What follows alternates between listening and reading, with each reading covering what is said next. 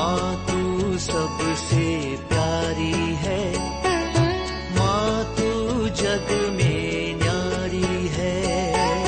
माँ तू सबसे प्यारी है, माँ तू जग में न्यारी है।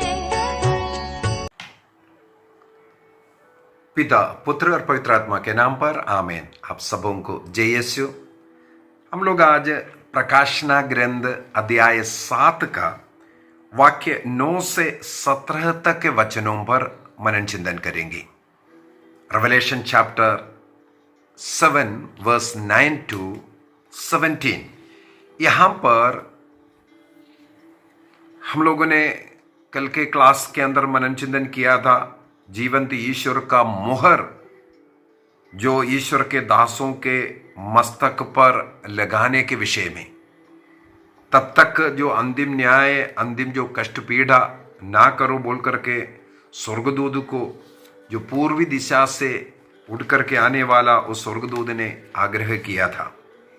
इसका मतलब है जो प्रभु के विश्वस्त जो लोग हैं, प्रभु के वचन के अनुसार जो जी रहा है, उनके माथे पर संरक्षण का मुहर, जीवंत ईश्वर का नाम का मुहर लगेगा।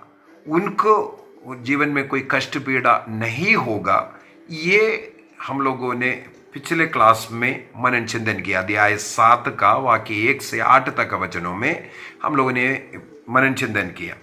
ये मुहर लगने के बाद इसका मतलब हम लोगों के मन में आएगा, अब इसका मतलब समय पूर्ति हो गया, अब कष्ट पीड़ा जो लोग प्रभु में नहीं है उनको दंड का जो समय है शुरू होगा करके। लेकिन वाक्य 9 से अगर हम पढ़ेंगे, वहां पर कष्ट पीड़ा को नहीं बल्कि उस स्वर्ग का एक पूर्ण दर्शन इसके बाद हम प्राप्त करते हैं। वाक्य 9 को पढ़ लेते हैं। इसके बाद मैंने सभी राष्ट्रों, वंशों, प्रजातियों और भाषाओं का एक ऐसा विशाल जन समुदाय को देखा जिसकी गिनती कोई भी नहीं कर सकता है, और माथे पर जो मोहर लगाने का जो संख्या हम लोग पिछले क्लास में मनन चिंतन किया, 1,44,000 का जो संख्या, इसका मतलब वो अनगिनत संख्या है। और 12 गोत्र, इज़राइल का 12 गोत्र का जो नाम लिखा, आज क्रिस्त में विश्वास करते हुए रहने वाला, जो क्रिस्तीय जीवन, क्रिस्त के मार्ग पर चलने वाला वे लोग हैं, उनको संरक्षण का मुहर मिलता है। ये सब हम लोगों ने बीती क्लास में मनन चिंतन किया। यहाँ का जो भीड़ है, यहाँ लिखा हुआ है वो अनगिनत है। और उनके विषय में 2 बातें और लिखा हुआ है। वे उजले वस्त्र पहने था और हाथ में खजूर की डालियां लिए सिंहासन तथा मेमने के सामने खड़े थे। पहला, उजले वस्त्र पहना हुआ है, उस ईश्वर का पवित्रता के साथ वो जुड़ गया है, ईश्वर के द्वारा पवित्र किए हुए व्यक्ति है वे। दूसरी बात, उनके हाथ में खजूर की डालियां। विजय जुलूस के लिए हम लोगों ने खजूर इतवार के दिन इसके विषय में मनन चिंतन किया था। इसका मतलब विजय जुलूस निकाल रहा है, विजय को मना रहा है, क्योंकि ईश्वर का विजय हुआ है ये। इसके बाद वाक्य 10 में भी हम लोग पढ़ते हैं, और वे लोग, अगला तीसरी काम, ऊंचे सुर से पुकार पुकार करके कह रहे थे, क्या? सिंहासन पर विराजमान हमारे ईश्वर और मेमने की जय। तो मतलब विजयोल्लास, स्वर्ग में चलने वाला उस विजय जुलूस को, जय जयकार का उस जुलूस को वहां पर दिखाया है। उजले वस्त्र पहने हुए और हाथ में खजूर की डालियां पकड़ करके उस विजय जुलूस स्वर्ग में चलता हुआ। और वाक्य 11 और 12 को भी पढ़ेंगे। वहां पर और सुंदर तरीके से उस स्वर्ग का दृश्य दिखा रहा है। सिंहासन के चारों ओर खड़े स्वर्गदूत, वयोवृद्ध और 4 प्राणी। हम लोगों ने अध्याय 5 के अंदर ही इसके विषय में मनन चिंतन किया है। अध्याय 5 के अंदर जो स्वर्ग का जो दर्शन मिला था, उस दर्शन के समय पर यह सब उन लोगों को दिखाई दिया। वो हम लोग उसको मनन चिंतन किया। यहां पर ये लिखा है, वे उस समय पर वे खड़े थे। अध्याय 5 के अंदर जो प्राणी है, स्वर्गदूत है, वयोवृद्ध है, सब खड़े थे। लेकिन अब यहां पर क्या है, ये सब के सब सिंहासन के सामने मुंह के बल गिर पड़े करके लिखा है। साष्टांग प्रणाम करते हुए सिंहासन में विराजमान का और मेमना का आराधना करता हुआ यहां पर दिखाते हैं। और आगे क्या लिखा है, उन्होंने ये कहते हुए ईश्वर की आराधना की, आमेन। हमारे ईश्वर को अनंत काल तक स्तुति, महिमा, प्रज्ञा, धन्यवाद, सम्मान, सामर्थ्य और शक्ति, आमेन बोल करके उनकी आराधना करता हुआ हम लोग पाते हैं। तो प्रकाशना ग्रंथ अध्याय 5 के अंदर भी हम लोगों ने इस प्रकार की आराधना के विषय में मनन चिंतन किया। उसी प्रकार यहां पर भी हम लोगों को वही आराधना पाते हैं। यहां पर 2 जगह पर आमेन लिखा है। सबसे पहले स्वर्गदूतों के द्वारा, ये प्राणियों के द्वारा, वयोवृद्धों के द्वारा जो आमेन कहा, जो उजले वस्त्र पहने, हाथ में खजूर की डालियां पहने हुए, जो पकड़े हुए, जो अनगिनत भाषा भाषियों से, राष्ट्रों से, वंशों से, प्रजातियों से, जो जन समुदाय जो कह करके सिंहासन पर और मेमने सिंहासन पर विराजमान ईश्वर तथा उस मेमने का आराधना करते हुए जो बोला, उसके लिए आमेन कहा। सबसे पहले वो जो सबसे पहले वाला आमेन, इसका मतलब उनका जो आराधना, जो गीत है, स्तुति गीत है, उसके लिए आमेन कह करके स्वीकार करते हैं। इसके बाद दूसरे जो आखिरी में जो आमेन है, वो जो स्वर्गदूतों, वयोवृद्ध और प्राणी मिलकर के जो बोला है, उसके लिए समाप्ति के लिए वो आमेन कर करके।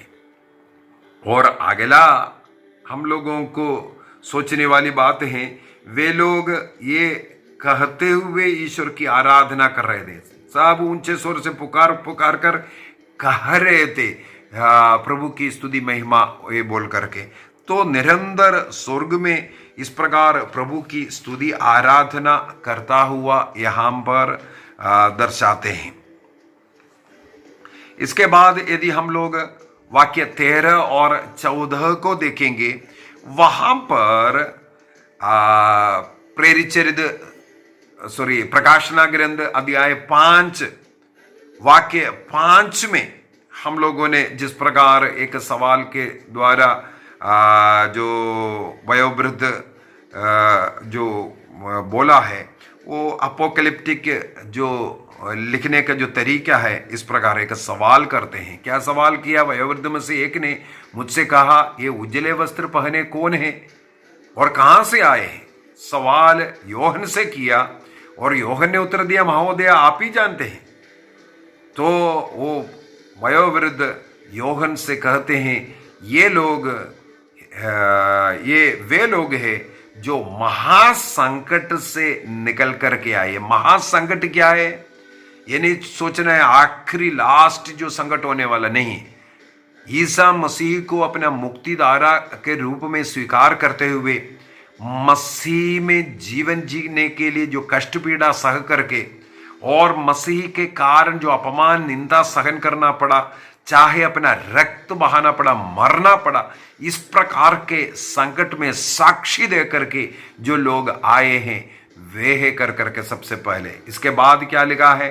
इन्होंने मेमने के रक्त में अपने वस्त्र को धोकर उजले कर दिए हैं। इसका मतलब पाप के मेलापन को धोने के लिए ईसा मसीह के जो रक्त में अपना वस्त्र को धोया करके। योहन का पहला पत्र अध्याय 1 वाक्य 7 में ईसा मसीह का उस मेमना का रक्त हमें हर प्रकार के बुराई से, पाप से मुक्ति देता है, छुटकारा देता है, शुद्ध करता है करके लिखा हुआ है। उसी प्रकार रोमियों का पत्र अध्याय 3 वाक्य 25 में और रोमियो का पत्र अध्याय 5 वाक्य 9 में, एफेसियों का पत्र अध्याय 1 वाक्य 7 में, पेतरुस का पहला पत्र अध्याय 1 वाक्य 19 में, आदि आदि जगहों पर मेमने का ईसा मसीह का रक्त हमें पाप से शुद्ध करता है ये लिखा हुआ। यहाँ पर उस वयोवृद्ध ने ही कहा है, मेमने के रक्त के द्वारा वे अपने वस्त्र को धोया, उजले कर दिया है। बपतिस्मा के द्वारा हम पाप को धोकर उस उजले वस्त्र को धारण करता है, और बपतिस्मा के बाद हम लोगों को उस मेमने के पवित्रता में रहना चाहिए। इसके बाद कोई भी पाप नहीं करना चाहिए। जैसे ईश्वर पवित्र है, उसी प्रकार हमें बपतिस्मा के द्वारा पवित्र किया है। लेकिन यदि मनुष्य पाप करता है, इसलिए ईसा मसीह ने अगला संस्कार पाप स्वीकार संस्कार को ठहराया और पुरोहितों को इसका अधिकार देकर के गया, ताकि मनुष्य बपतिस्मा के बाद जो गलती करता है उसके लिए तुरंत एक पुरोहित के पास जाकर के पाप स्वीकार करे, और इस प्रकार अपना रक्त ईसा मसीह के रक्त के कीमत पर और रक्त के द्वारा अपना वस्त्र को फिर से उजले कर दे। यदि बपतिस्मा के बाद वस्त्र इस प्रकार पाप के गंदगी में गिरता है, हम लोग पाप के गंदगी में गिरता है, हमें बपतिस्मा के बाद किए हुए पापों के लिए पाप स्वीकार संस्कार, उसके द्वारा अपने पाप का उस मैलापन को धोना है। धोता जरूर ईसा मसीह के क्रूस बलि के पुण्य फलों के द्वारा, क्रूस पर बहने वाला उस रक्त हमारे पापों को धोता है। लेकिन धोने के लिए पाप स्वीकार करना जरूरी है, ये यहाँ पर हम लोग पढ़ते हैं। इसको मतलब है मेमने का रक्त में वस्त्र को धोना। इसके बाद वाक्य 15 में जाते हैं, वहां पर हम लोग पढ़ते हैं, इसलिए ये सिंहासन के सामने खड़े रहते और दिन रात उनके मंदिर में उनकी सेवा करते हैं। वह जो सिंहासन पर विराजमान है इनके साथ निवास करेगा। ये हम लोग पुराना विधान के अंदर भी देख सकता है। निर्गमन ग्रंथ के अंदर जिसे इजराइली लोग मरुभूमि यात्रा, उस समय पर दिन और रात ईश्वर उनके साथ रहता था। ईश्वर साथ रहने वाला ईश्वर है। मत्ती का सुसमाचार उसके अध्याय 28 वाक्य 20 में प्रभु कहते हैं, देखो संसार के अंत तक मैं तुम्हारे साथ रहूंगा। प्रकाशना ग्रंथ के अंदर फिर से अध्याय 21 में वाक्य 3 और 4 के अंदर ये कहते हैं, नबियों के द्वारा, नबी इसहाक का ग्रंथ में हो, नबी जर्मिया का ग्रंथ हो, इनमें सब में हम लोगों को ये मिलता है कि प्रभु हमारे साथ रहता है। निर्गमन ग्रंथ उसके अध्याय 13 वाक्य 21 और 22 में, एक्सोडस चैप्टर 13 वर्स 21 एंड 22 में, और एक्सोडस चैप्टर 40 वर्स 34 से लेकर के आगे 38 तक पढ़ेंगे वहां पर। और सुलेमान ने जब मंदिर बनाया था, उस मंदिर में भी प्रभु का निवास हुआ। पहला राजाओं का ग्रंथ दिया 8 वाक्य 10 से 11 तक, first king chapter 8 verse 10 and 11 में, और एसकीएल का ग्रंथ अध्याय 37 वाक्य 27 में, एसकीएल 37:27, ये सब में हमें मिलेगा प्रभु हमारे बीच में रहता है, हमारे साथ रहता है, अपना तंबू मनुष्यों के बीच में रखने वाला ईश्वर। यही योहन का सुसमाचार अध्याय 1:14 के अंदर भी मांस जो वचन मांस धारण कर हमारे बीच में रहने वाला उस ईसा मसीह के विषय में। और साथ ही साथ योहन का सुसमाचार अध्याय 14 वाक्य 23 में जो ये ईश्वर के वचन के अनुसार जो जीवन जीता है, मसीह ने जो कुछ शिक्षा दिया उसके अनुसार जो जीवन जीता है, उसका आज्ञाओं का पालन करता है, प्रभु ने वादा किया मैं और पिता आकर के उस व्यक्ति में निवास करूंगा। अर्थात प्रभु का निवास स्थान मनुष्यों के बीच में है, जब मनुष्य प्रभु का आदर सम्मान करते हैं इसी के। और वाक्य 16 के अंदर भी 17 के अंदर भी हम लोग यही पढ़ते हैं, इन्हें फिर कभी नहीं भूख लगेगा, ना प्यास, ना कोई धूप से कष्ट होगा और ना किसी प्रकार का ताप से, क्योंकि सिंहासन के सामने विद्यमान मेमना इनका चरवाहा होगा और इन्हें संजीवन जल के स्रोत के पास ले चलेगा। इनके आंखों में कभी आंसू नहीं आएगा, वो पोंछ डालेगा, वो मेमना कर करके लिखा हुआ है। तो वाक्य 16 और 17 के इस नबी इसहाक का ग्रंथ अध्याय 49 वाक्य 10 में और स्तोत्र ग्रंथ 42 वाक्य 1 और 2 हो या 63:1, प्रभु के उस दर्शन, प्रभु साथ में रह करके लोगों को स्वयं चराने वाला वो चरवाहा, और योहन का सुसमाचार उसके अध्याय 10 वाक्य 11 में ईसा मसीह ने स्वयं कहा, मैं सच्चा जो चरवाहा है, वो भेड़ों को छोड़ करके भागने वाला नहीं, वो सही रूप से हमें चराने वाला गुड शेपर्ड के रूप में प्रभु ईसा मसीह स्वयं वो बता करके दे रहा है। उसी प्रकार नबी इसहाक का ग्रंथ अध्याय 40 वाक्य 11 में यसेकिएल 34 वाक्य 11 से लेकर के आगे यसेकिएल के द्वारा और इसहाक के द्वारा भी प्रभु कहते हैं वही चरवाहा है। तो हम विश्वासी लोग उनके भेड़े हैं और वो चराने वाला हमें संजीवन जल के पास लेकर के जाएगा। इसके बाद हमें कोई रोने का जरूरत नहीं है। आनंद खुशी का जीवन जीने के विषय में यहाँ पर लिखा हुआ है। इसका मतलब है जब ईश्वर का वो जो संरक्षण का छाप लगने के बाद उस स्वर्ग के अनुभव के विषय में यहाँ पर दिखाया है। इस संसार के कष्ट पीड़ा बहुत ही कम समय के लिए है, लेकिन इसके बाद उसकी तुलना में अगर बाद मिलने वाला जो स्वर्गीय आनंद है वो अपार है। हम लोग सिराक प्रवक्ता ग्रंथ अध्याय 18 का वाक्य 8 के अंदर पढ़ते हैं। अगर किसी का उम्र इस संसार में 100 वर्ष हो गया तो लोग बोलेगा बहुत ही लंबी उम्र मिल गया करके। वहां पर लिखा हुआ है ये जो लंबी उम्र जो 100 साल का 110 साल का जो लंबी उम्र आजकल जो मिल रहा है, ये जो स्वर्ग के जो जीवन के जो है उसकी तुलना में समुद्र में एक बूंद पानी के समान है। समुद्र में एक बूंद पानी कोई मायने नहीं रखते, और समुद्र तट पर जो रेतकण है उनमें से एक रेतकण के समान है। मतलब एक इस संसार के जो कष्ट पीड़ा ईमानदारी के साथ जो हम सहन कर रहा है, पवित्रता का ईमानदारी का जीवन जीते हुए ईसा मसीह के साथ जुड़ करके जो जी रहा है, उसमें जो कष्ट पीड़ा सहन करना पड़ा, इसकी तुलना यदि उस स्वर्ग के आनंद खुशी के साथ कंपेयर करेगा तो ये कुछ नहीं है, ये बोल करके ईश्वर दे रहा है। इसलिए रोमन साम्राज्य में तुम्हें जो कष्ट पीड़ा सहन करना पड़ रहा है, इस संसार के जीवन में जो कष्ट पीड़ा मसीह के कारण सहन करना पड़ रहा है, इसमें तुम्हें निराश होने की जरूरत नहीं। ये अनंत जीवन, स्वर्गीय जीवन देखो, जहां पर निरंतर, वहां पर प्रसन्न में लिखा हुआ है, वो गाते हुए देखा है, प्रसन्न में लिखा हुआ है। इसका मतलब वहां का वो जो स्तुतिगान, वो जो खुशी कभी समाप्त नहीं होता। ईश्वर के लिए कहीं भी पास्ट नहीं है, फ्यूचर नहीं है, केवल ईश्वर प्रसन्न है।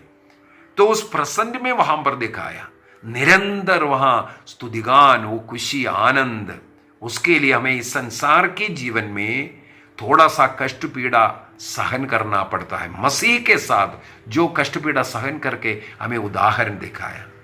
निर्णय कीजिए, हम भी इस संसार के कष्ट पीड़ा को स्वीकार करेंगे, ईमानदारी का जीवन जीने के लिए, पवित्रता का जीवन जीने के लिए, ईश्वर के वचन के अनुसार जीवन जीने के लिए जितना भी हमें कष्ट पीड़ा सहन करना पड़ता है, और दूसरों को सहन करना, क्षमा करना, प्यार करने के लिए, दूसरों की सेवा में जो हमें कष्ट पीड़ा सहन करना है, इसमें आनंद बनाएं, ताकि इसके द्वारा हमें एक आनंद जीवन मिलने वाला है। निर्णय कीजिए। पिता, पुत्र और पवित्र आत्मा के नाम पर आमीन। आप सबों को जय यीशु।